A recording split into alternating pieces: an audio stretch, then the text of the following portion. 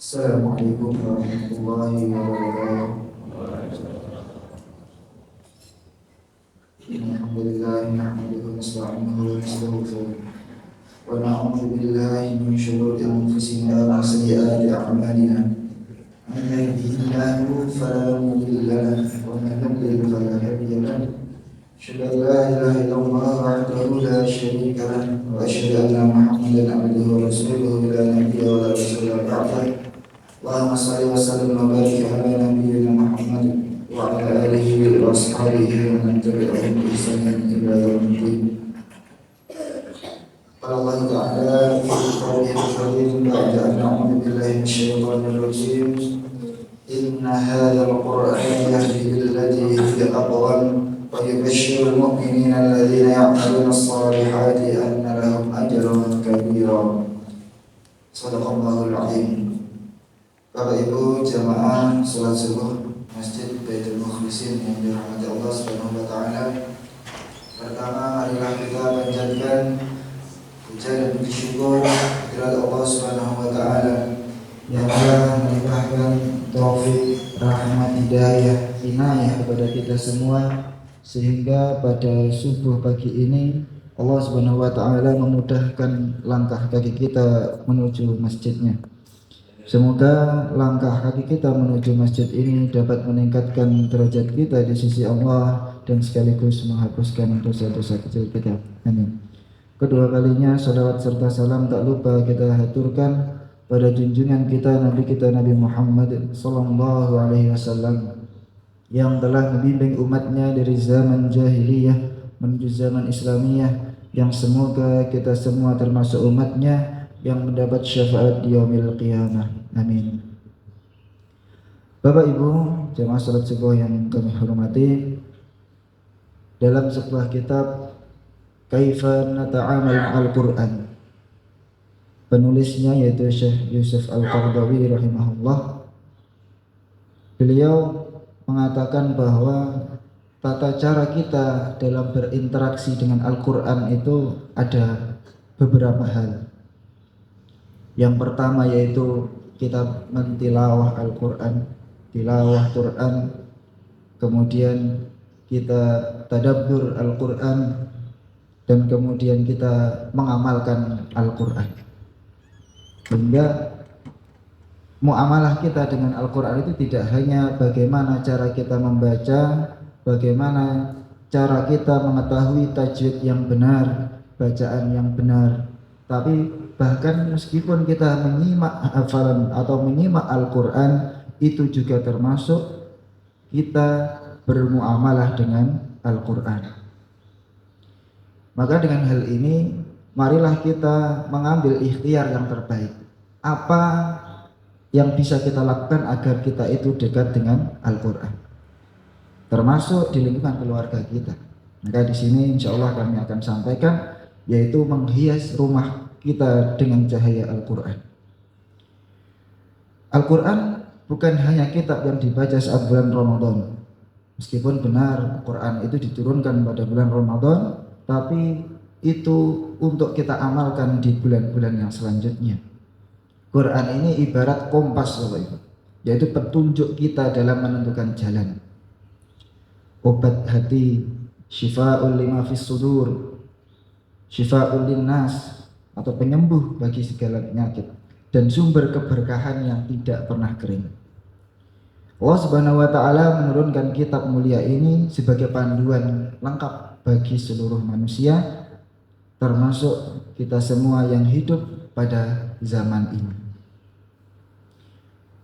Maka dalam sebuah hadis itu disebutkan bahwa man qara'a harfan fi kitabillah falahu bihi hasanah. Siapa saja yang membaca satu huruf dari Al-Quran, maka baginya itu kebaikan. Wal hasanatu bi asyri amsalihha, dan kebaikan-kebaikan itu dilipat gandakan menjadi 10 kali lipatnya. Kemudian Nabi melanjutkan, walam aqul alif lam mim. Itu huruf apa? Alif lam mim harfun, walakin alifun harfun wa lamun harfun wa mimun harfun. Sehingga ketika kita membaca alif lam mim, ibaratnya kita itu sudah membaca 3 huruf yang dalam hadis tersebut disebutkan setiap kebaikan dalam membaca Al-Quran itu dilipat gandakan 10 kali lipatnya. Kemudian dalam hadis yang lain disebutkan bahwa Nabi Shallallahu Alaihi Wasallam bersabda, la taj'alu buyutakum maqabir, inna syaitana yanfiru minal baiti alladhi taqra fihi suratul Baqarah. Jangan jadikan rumah kalian sebagai kuburan. Sesungguhnya setan itu akan lari dari rumah yang dibacakan surat Al-Baqarah di dalamnya.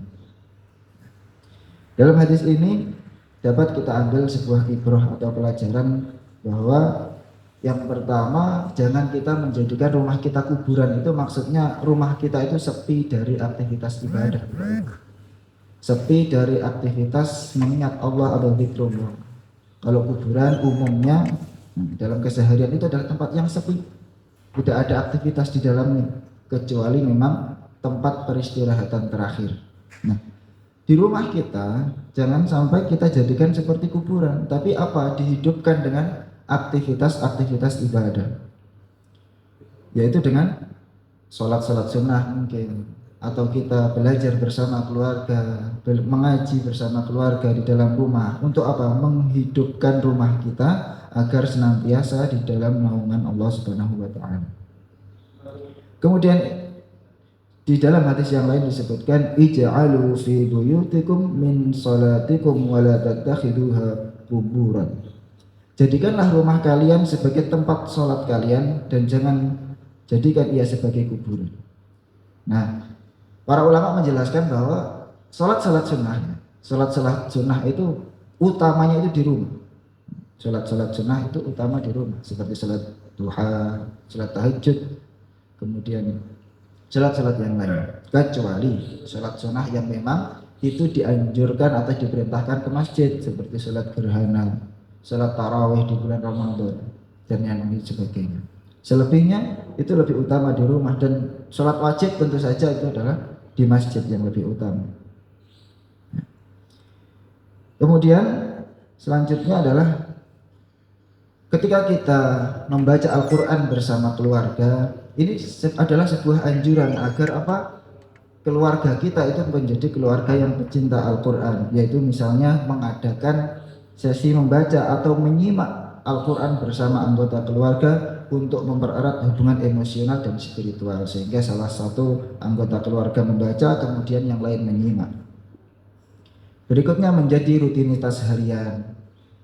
Semoga hal-hal seperti ini bisa kita lakukan meskipun di keluarga kecil kita, yaitu memulai kebiasaan membaca 1 atau 2 halaman setiap hari, terutama misalnya setelah sholat maghrib, sehingga satu sama lain itu merasa butuh bahwa oh hari ini kita belum membaca Al-Quran, marilah kita membaca bersama-sama. Maka pendidikan yang utama, yang paling awal dalam Islam itu sebenarnya adalah pendidikan di rumah. Bagaimana orang tua itu bisa mengkondisikan keluarga itu menjadi tempat pendidikan yang utama. Kemudian yang terakhir Bapak Ibu, yaitu marilah kita hidupkan rumah kita itu dengan cahaya Al-Quran.